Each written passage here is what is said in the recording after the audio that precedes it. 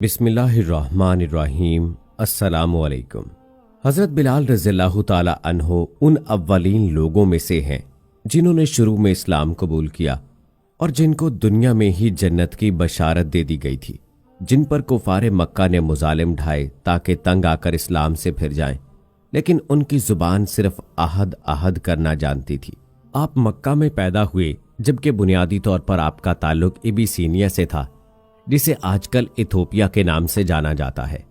آپ رسول اللہ صلی اللہ علیہ وآلہ وسلم کے 3 برس بعد پیدا ہوئے اور آپ کا پورا نام بلال بن ابی رباح ہے۔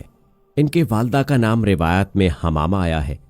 صحابہ اور روایات کے مطابق ان کا رنگ سیاہ تھا، قد اونچا اور کسی قدر دبلے پتلے تھے، لیکن جب صحابہ ان کی خصوصیات بتاتے تو کہتے تھے کہ وہ صادق القلب تھے، ایک ایسے انسان جنہوں نے سب کچھ محنت اور جد و جہد سے حاصل کیا، اور یہ سب اللہ اور اس کے رسول صلی اللہ علیہ وآلہ وسلم کی محبت کا نتیجہ تھا۔ آپ صلی اللہ علیہ وآلہ وسلم کی جانب سے حضرت بلال کو 2 لقب دیے گئے یا 2 طرح کی خدمات تھیں جو خود آپ صلی اللہ علیہ وآلہ وسلم نے حضرت بلال رضی اللہ تعالی عنہ کو سونپیں۔ ایک الخازن یعنی حضرت بلال آپ صلی اللہ علیہ وآلہ وسلم کے ذاتی خزانچی تھے، اور دوسرا لقب جو آپ کا ہے وہ مؤذن رسول صلی اللہ علیہ وآلہ وسلم ہے، جو کہ سب بخوبی جانتے ہیں۔ ایک حدیث میں رسول اللہ صلی اللہ علیہ وآلہ وسلم نے حضرت بلال رضی اللہ تعالی عنہ کو تمام مؤذنوں کا سردار کہا ہے، تو دنیا میں قیامت تک جہاں بھی اذان دی جائے گی، حضرت بلال رضی اللہ تعالی عنہ ان تمام مؤذنوں کے سردار ہیں۔ حضرت بلال رضی اللہ تعالی عنہ کا تعلق بنی جاہر سے تھا۔ ان کی والدہ ایک غلام تھی جن کو امیہ بن خلف نے خریدا تھا۔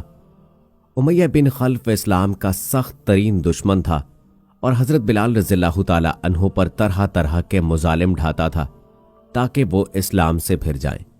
عرب کی تپتی دوپہر میں ان کو گرم ریت پر لٹایا جاتا تھا اور ان کے سینے پر ایک وزنی چٹان رکھی جاتی تھی اور ان سے کہا جاتا تھا کہ اسلام چھوڑ دو، لیکن ان کی زبان سے صرف احد احد نکلتا تھا۔ یہی امیہ بن خلف غزوہ بدر میں قیدی بن کر آیا تھا اور حضرت بلال رضی اللہ تعالی عنہ کے ہاتھوں قتل ہوا۔ قتل کے وقت حضرت بلال رضی اللہ تعالی عنہ کی زبان پر احد احد تھا۔ رسول اللہ صلی اللہ علیہ وآلہ وسلم ان تمام مظالم سے آگاہ تھے۔ آپ صلی اللہ علیہ وآلہ وسلم نے صحابہ کو فرمایا، کیا کوئی ایسا نہیں جو بلال کو خرید کر آزاد کر دے؟ حضرت ابو بکر امیہ بن خلف کے پاس گئے اور اس سے پوچھا کہ بلال کو کتنے میں بیچو گے؟ اس نے سونے کے 10 سکوں کا مطالبہ کیا۔ حضرت ابو بکر رضی اللہ تعالی عنہ گھر آئے اور سونے کے 10 سکے لے کر امیہ کو دیے، جس پر امیہ ہنس پڑا اور کہنے لگا، خدا کی قسم اگر آج تم ضد کرتے تو میں بلال کو سونے کے 1 سکے کے بدلے فروخت کر دیتا۔ حضرت ابو بکر رضی اللہ تعالی عنہ نے فرمایا، اگر آج تم ضد کرتے اور مجھ سے بلال کے بدلے سونے کے 100 سکے بھی مانگتے تو میں وہ دے کر بھی بلال کو آزاد کر دیتا۔ حضرت بلال رضی اللہ تعالی عنہ کو آزاد کرنے کے بعد حضرت ابو بکر رضی اللہ تعالی عنہ کہتے تھے، بلال میرے آقا ہیں۔ رسول اللہ صلی اللہ علیہ وآلہ وسلم کی ہر مہم، ہر غزوہ میں حضرت بلال رضی اللہ تعالی عنہ آپ صلی اللہ علیہ وآلہ وسلم کے ساتھ رہے۔ آپ رضی اللہ تعالی عنہ ان 7 صحابہ میں سے ہیں جنہوں نے اپنے اسلام کا اعلان کیا۔ حضرت بلال ہمیشہ بات کرتے ہوئے یہی کہتے کہ رسول اللہ صلی اللہ علیہ وآلہ وسلم نے یہ فرمایا، رسول اللہ صلی اللہ علیہ وآلہ وسلم نے وہ فرمایا۔ ان سے کوئی اور بات کی جاتی تو کچھ دیر وہ بات کرتے، مگر پھر یہیں آ جاتے کہ رسول اللہ صلی اللہ علیہ وآلہ وسلم نے یہ فرمایا، رسول اللہ صلی اللہ علیہ وآلہ وسلم نے وہ فرمایا۔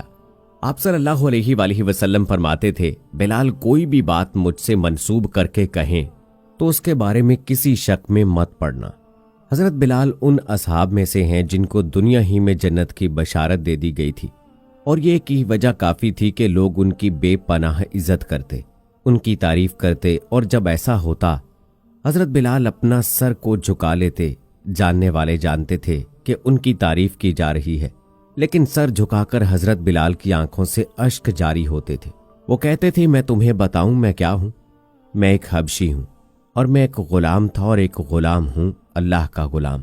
ایک بار ایک قبیلے کے کچھ لوگ رسول اللہ صلی اللہ علیہ وآلہ وسلم کے پاس آئے اور کہا کہ اے اللہ کے رسول، میری بیٹی کی شادی کسی سے کر دیں۔ آپ صلی اللہ علیہ وآلہ وسلم نے فرمایا، بلال کے بارے میں کیا خیال ہے؟ وہ لوگ پھر آئے، پھر کہا کہ رسول اللہ صلی اللہ علیہ وآلہ وسلم میری بیٹی کی شادی کسی سے کر دیں۔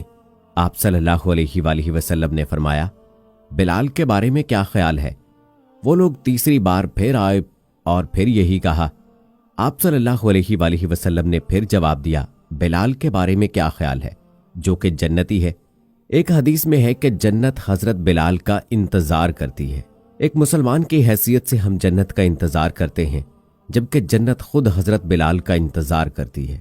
ایک بار فجر کی نماز کے بعد آپ صلی اللہ علیہ وآلہ وسلم نے حضرت بلال رضی اللہ تعالی عنہ سے پوچھا کہ تم ایسا کیا کرتے ہو کہ کل رات جب میں جنت میں داخل ہوا تو میں نے اپنے آگے تمہارے قدموں کی آواز سنی۔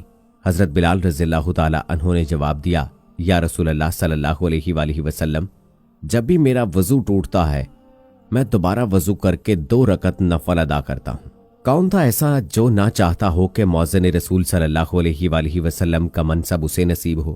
صحابہ اس بات پر جان تک دے سکتے تھے، لیکن یہ مقام حضرت بلال رضی اللہ تعالی عنہ کے حصے میں آیا تھا۔ نہ صرف یہ بلکہ فتح مکہ کو یاد کریں جب بڑے بڑے مرتبے والے صحابہ موجود تھے، اور ایک طرف خانہ کعبہ تھا جو مسلمانوں اور مشرکین مکہ دونوں کے لیے سب سے محترم تھا، لیکن جب رسول اللہ صلی اللہ علیہ وآلہ وسلم نے مکہ کی چھت پر جا کر اذان دینے کے لیے بلایا تو کسی اور کو نہیں بلکہ حضرت بلال رضی اللہ تعالی عنہ کو کہا، ورنہ وہاں وہ 10 صحابہ موجود تھے جن کو دنیا میں جنت کی بشارت مل گئی تھی۔ وہ اصحاب موجود تھے جو بدر میں آپ صلی اللہ علیہ وآلہ وسلم کے ساتھ شریک ہوئے۔ وہ 4 خلفائے راشدین موجود تھے جن میں سے 2 آپ صلی اللہ علیہ وآلہ وسلم کے داماد اور 2 کی بیٹیاں آپ صلی اللہ علیہ وآلہ وسلم کے ازواج تھیں، لیکن یہ مقام اللہ نے حضرت بلال رضی اللہ تعالی عنہ کے لیے رکھا تھا۔ ایک صحابی نے ایک بار حضرت بلال رضی اللہ تعالی عنہ کو ایک حبشی عورت کا بیٹا کہہ کر بلایا، جو حضرت بلال رضی اللہ تعالی عنہ کو گراں گزرا۔ آپ رسول اللہ صلی اللہ علیہ وآلہ وسلم کے پاس آئے اور ساری بات بتائی۔ آپ صلی اللہ علیہ وآلہ وسلم نے ان صحابی سے فرمایا کہ تمہارے اندر اب تک زمانہ جاہلیت کی باتیں موجود ہیں۔ آپ صلی اللہ علیہ وآلہ وسلم نے فرمایا، میں جتنا ایک سفید عورت کا بیٹا ہوں اتنا ہی ایک کالی عورت کا بیٹا بھی ہوں، یعنی حضرت حلیمہ سعدیہ۔ اذان دیتے وقت جب اشہد ان محمد رسول اللہ پر آتے تو آپ صلی اللہ علیہ وآلہ وسلم گھر سے نکل کر مسجد کی طرف آتے تھے۔ پھر جب علالت کا وقت آیا اور آپ صلی اللہ علیہ وآلہ وسلم سے امامت کے لیے آیا نہ جا سکا تو حضرت بلال خود آپ صلی اللہ علیہ وآلہ وسلم کو بلانے جاتے۔ کبھی آپ صلی اللہ علیہ وآلہ وسلم خود آتے، کبھی کسی نے سہارا دیا ہوتا۔ یہ دیکھ کر حضرت بلال رضی اللہ تعالی عنہ فرماتے کہ کیا ہی دکھ اور غم کے دن ہیں، اگر یہ دن ہی دیکھنا تھا تو میری ماں نے مجھے پیدا ہی نہ کیا ہوتا، یا اے کاش میں یہ دن دیکھنے سے پہلے مر گیا ہوتا۔ پھر یوں بھی ہوا کہ حضرت بلال رضی اللہ تعالی عنہ اذان دیتے ہوئے غم سے بے ہوش ہو گئے۔ آپ صلی اللہ علیہ وآلہ وسلم کی وفات کے وقت جبکہ آپ صلی اللہ علیہ وآلہ وسلم کا جسم مبارک ابھی وہیں تھا، حضرت بلال رضی اللہ تعالی عنہ نے اذان دینے کی کوشش کی، لیکن جب اشہد ان محمد رسول اللہ پر پہنچے اور آپ صلی اللہ علیہ وآلہ وسلم گھر سے نہ نکلے تو یہ منظر اس قدر غمناک تھا کہ اذان دیتے ہوئے حضرت بلال رضی اللہ تعالی عنہ کو ہچکی لگ گئی۔ وہ اتنا روئے کہ باقی تمام صحابہ کو بھی رلا دیا۔ اگلے 3 روز تک مسلسل آپ نے اذان دینے کی کوشش کی، لیکن اشہد ان محمد رسول اللہ پر پہنچ کر ضبط کے سارے بندھن ٹوٹ جاتے تھے۔ اس لیے آپ رضی اللہ تعالی عنہ نے مدینہ چھوڑنے کا فیصلہ کر لیا۔ آپ صلی اللہ علیہ وآلہ وسلم کی وفات کے بعد حضرت بلال رضی اللہ تعالی عنہ نے مدینہ چھوڑ دیا تھا۔ وہ ان گلیوں کو رسول اللہ صلی اللہ علیہ وآلہ وسلم کے بغیر دیکھ ہی نہیں سکتے تھے جہاں انہوں نے آپ صلی اللہ علیہ وآلہ وسلم کے ساتھ زندگی گزاری تھی۔ حضرت بلال حضرت ابو بکر رضی اللہ تعالی عنہ کے پاس گئے اور ان سے اجازت مانگی کہ وہ جہاد پر جانا چاہتے ہیں۔ حضرت ابو بکر رضی اللہ تعالی عنہ نے فرمایا کہ مت جاؤ، مجھے تمہاری ضرورت ہے۔ لیکن حضرت بلال رضی اللہ تعالی عنہ نے جواب دیا کہ اے ابو بکر، اگر آپ نے مجھے اپنے لیے خرید کر آزاد کیا تھا تو میں رک جاتا ہوں، اگر اللہ کے لیے آزاد کیا تھا تو مجھے جانے دیجیے۔ یہاں سے آپ جہاد کے لیے روانہ ہو گئے۔ پھر ایک رات ایک خواب دیکھا۔ خواب میں رسول اللہ صلی اللہ علیہ وآلہ وسلم تھے، فرما رہے تھے کہ بلال، تم نے میرے پاس آنا چھوڑ دیا، حضرت بلال رضی اللہ تعالی عنہ اسی وقت مدینہ کا ارادہ کیا اور مسجد نبی صلی اللہ علیہ وآلہ وسلم میں حاضر ہوئے۔ حضرت حسن و حسین رضی اللہ تعالی عنہ نے دیکھا تو اذان دینے کی فرمائش کی۔ حضرت بلال رضی اللہ تعالی عنہ نے ٹالنا چاہا، لیکن رسول اللہ صلی اللہ علیہ وآلہ وسلم کے نواسوں کی فرمائش تھی۔ اذان شروع کی، مدینہ میں کوہرام مچ گیا۔ کچھ نے کہا کہ کیا رسول اللہ صلی اللہ علیہ وآلہ وسلم واپس آ گئے؟ لوگ اتنا روئے کہ داڑھیاں تر ہو گئیں۔ کہتے ہیں مدینہ کی فضا اس سے زیادہ سوگوار پہلے کبھی نہ ہوئی تھی۔ یہ واقعہ آپ صلی اللہ علیہ وآلہ وسلم کی وفات کے کافی بعد پیش آیا تھا۔ حضرت بلال نے دوبارہ کوشش کی کہ مدینہ میں ہی رہیں، لیکن وہ مدینہ کو آپ صلی اللہ علیہ وآلہ وسلم کے بغیر دیکھنا ہی نہیں چاہتے تھے، اس لیے واپس چلے آئے۔ پھر بیت المقدس فتح ہوا اور وہاں کے لوگوں نے اس شرط پر شہر کی کنجیاں دینے کی حامی بھری کہ خود حضرت عمر رضی اللہ تعالی عنہ آئیں اور صلح کی شرائط طے کریں۔ یہاں یہ تمام بڑے صحابہ موجود تھے۔ جب سب نے حضرت بلال رضی اللہ تعالی عنہ سے دوبارہ اذان کی فرمائش کی، حضرت بلال بمشکل مانے اور اذان دی۔ رسول اللہ صلی اللہ علیہ وآلہ وسلم کے وقت کی یاد تازہ ہو گئی۔ وہ خود بھی روئے اور تمام موجود صحابہ بھی روئے۔ یہ دو ہی بار تھا جب رسول اللہ صلی اللہ علیہ وآلہ وسلم کے علاوہ کسی اور کے کہنے پر حضرت بلال نے اذان دی۔ اس کے بعد حضرت بلال کی اذان نہ تو فرش والوں نے سنی نہ ہی عرش والوں نے۔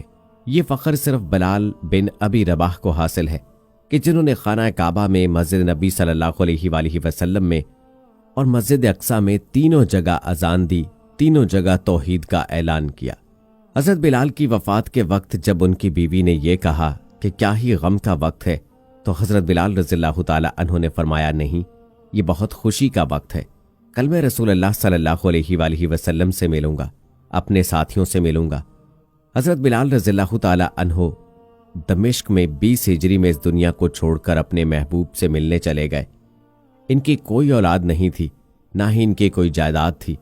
اصل میں فقر کے باعث وہ اپنے پیچھے کچھ نہ چھوڑ کر گئے سوائے اذان کے، جو قیامت تک تمام مسلمانوں کو ان کی یاد دلاتی رہے گی۔